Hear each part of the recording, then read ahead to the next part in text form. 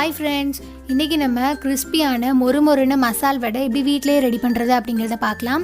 So அதுக்கு முன்னாடி நம்ம சேனலை இப்போ தான் ஃபர்ஸ்ட் டைம் பார்க்குறீங்க அப்படின்னா கீழே இருக்க சப்ஸ்கிரைப் பட்டனை கிளிக் பண்ணி சப்ஸ்கிரைப் பண்ணிக்கோங்க. கூடவே பக்கத்தில் இருக்க பெல் ஐக்கானையும் சேர்த்து கிளிக் பண்ணிக்கோங்க.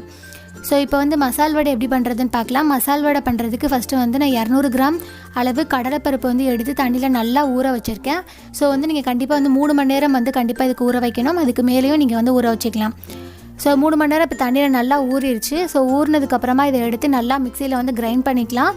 ஸோ வந்து நீங்கள் நல்லா அரைக்கணுங்கிறதுக்காக மாவு மாதிரி ஃபுல்லுமே அரைகிற அளவுக்கு நீங்கள் அரைச்சிட வேண்டாம். ஸோ அதில் வந்து நல்லா கொருண்டு அதாவது நல்லா நறுன்னு இருக்க மாதிரி இருக்கணும். அந்த அளவு ஸ்டேஜ்லேயே வந்து நீங்கள் வந்து எடுத்துடணும். உள்ளே வந்து பருப்பும் வந்து கொஞ்சம் கடக்கிற மாதிரி பார்த்துக்கோங்க. ரொம்ப மாவு மாதிரி அரைச்சிட்டிங்க அப்படின்னா நல்லாவே இருக்காது மசால் வடை. ஸோ இப்போ நம்ம ஃபுல்லுமே வந்து அரைச்சி எடுத்துட்டோம். ஸோ இதில் சேர்க்க வேண்டிய பொருட்கள் என்னென்ன அப்படிங்கிறத பார்த்துடலாம்.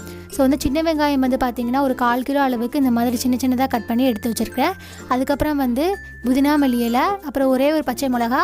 உங்களுக்கு வந்து எக்ஸ்ட்ராவாக உங்களுக்கு காரம் வந்து அதிகமாக வேணும்னா நீங்கள் எக்ஸ்ட்ரா கூட ஆட் பண்ணிக்கலாம். அப்புறம் வந்து கொஞ்சம் கருவேப்பிலை வந்து எடுத்து வச்சுருக்கேன். அதுக்கப்புறம் வந்து சீரகமும் பூண்டையும் இந்த மாதிரி நல்லா இடித்து எடுத்துக்கோங்க.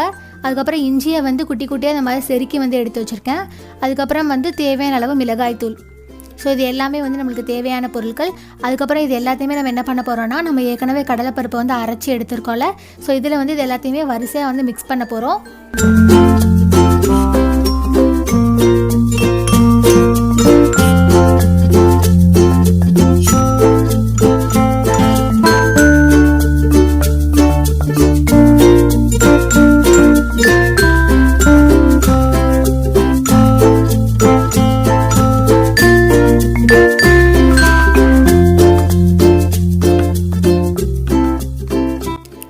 ஸோ இப்போ நம்ம சொன்ன திங்ஸ் எல்லாத்தையுமே வரிசையாக ஆட் பண்ணிட்டோம். ஸோ எக்ஸ்ட்ராவாக வந்து தேவையான அளவு உப்பையும் வந்து ஆட் பண்ணிவிட்டு இப்போ நல்லா வந்து அதை பிசைஞ்சு எடுத்துக்கலாம்.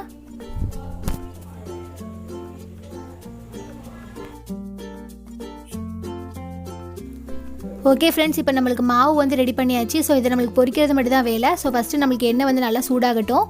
ஸோ எண்ணெய் வந்து நான் கடலை எண்ணெய் யூஸ் பண்ணியிருக்கேன். உங்களுக்கு எந்த எண்ணெய் உங்ககிட்ட இருக்கோ அதை நீங்கள் எது வேணாலும் யூஸ் பண்ணிக்கலாம். ஸோ இப்போ வந்து நம்ம ஏற்கனவே ரெடி பண்ணி வச்சுருந்த மாவை இந்த மாதிரி குட்டி குட்டி உருண்டையாக வந்து நல்லா ரெடி பண்ணிக்கோங்க, பால் மாதிரி. இப்போ கையில் வந்து நல்லா வந்து அந்த மாவு வந்து நம்ம கையில் ஒட்டக்கூடாது. அதுக்காக நம்ம கையில் வந்து தண்ணி வச்சுக்கோங்க. தண்ணி வச்சுட்டு அந்த குட்டி குட்டி உருண்டையாக நம்ம பிடிச்சி வச்சுருந்தோம்ல, ஸோ அதை வந்து கையில் உள்ளங்கையில் வச்சு இந்த மாதிரி தட்டி அதை வந்து நீங்கள் எண்ணெயில் வந்து போட்டு பொரிச்சு எடுத்துடலாம். உங்களுக்கு வந்து இந்த சைஸே போதுன்னா நீங்கள் அதுக்கேற்ற மாதிரி வச்சுக்கலாம். இதை விட பெருசாக வேணும்னாலும் நீங்கள் செஞ்சுக்கலாம், இல்லை இதை விட குட்டியாக வேணும்னாலும் அது உங்கள் விருப்பத்தை பொறுத்தது. ஸோ இந்த மாதிரி நம்ம தட்டி அதை நல்லா எண்ணெயில் வந்து வரிசையை ஒன்று போட்டு பொரித்து எடுத்துடலாம். ஸோ முன்னாடி பின்னாடி இந்த மாதிரி நல்லா பெரட்டி விட்டுக்கோங்க. அவள் தான் வந்து ஒரே ஈக்குவலாக வந்து பொரியும். ஸோ நல்லா ப்ரௌன் கலரில் வந்ததுக்கப்புறம் அதை நம்ம வந்து வெளியில் வந்து எடுத்துடலாம். பட் வந்து இதில் நீங்கள் மீடியம் ஃப்ளேமில் தான் வச்சு நீங்கள் பொரிக்கணும். இல்லைனா வெளியில் மட்டுமே தான் பொரியும், உள்ளே வந்து எதுவுமே பொரியாது. ஸோ நல்லா மீடியம் ஃப்ளேமில் வச்சு பொரிச்சாதான் அது வந்து உள்ளே இருக்க மாவும் வந்து நல்லா வந்து வேகும். ஸோ நீங்கள் கண்டிப்பாக வந்து இதுக்கு நீங்கள் மீடியம் ஃப்ளேமில் வச்சு தான் வந்து இந்த மசால் வடை வந்து பொரிக்கணும். ஸோ இப்போ பார்த்திங்கன்னா நல்லா ப்ரௌன் கலரில் வந்துருச்சு. ஸோ நல்லா வந்து பொரிஞ்சிருச்சு. இப்போ வந்து நம்ம என்ன பண்ணலான்னா நல்லா வந்து வடித்து அந்த எண்ணெய் எல்லாத்தையும் நல்லா வடிச்சிட்டு அதை தனியாக வந்து பிளேட்டில் வந்து மாற்றிக்கலாம். ஓகே ஃப்ரெண்ட்ஸ், இப்போ நம்மளுக்கு மொறுமொறுன்னு கிறிஸ்பியான மசால் வடை நம்ம வீட்டிலே ரெடி பண்ணிட்டோம். ஸோ இந்த வீடியோ உங்களுக்கு ரொம்பவே யூஸ்ஃபுல்லாக இருந்திருக்கும்னு நினைக்கிறேன். ஏன்னா நம்மளுக்கு இப்போ நோம்பு நேரத்தில் நம்ம லாக்டவுனால வெளியில் எந்த கடைகள்லையுமே நம்மளுக்கு எதுவும் வாங்கி சாப்பிட முடியாது. ஸோ இந்த மாதிரி நீங்கள் வீட்டிலே வந்து உங்களுக்கு ஈஸியாக ட்ரை பண்ணிக்கலாம்.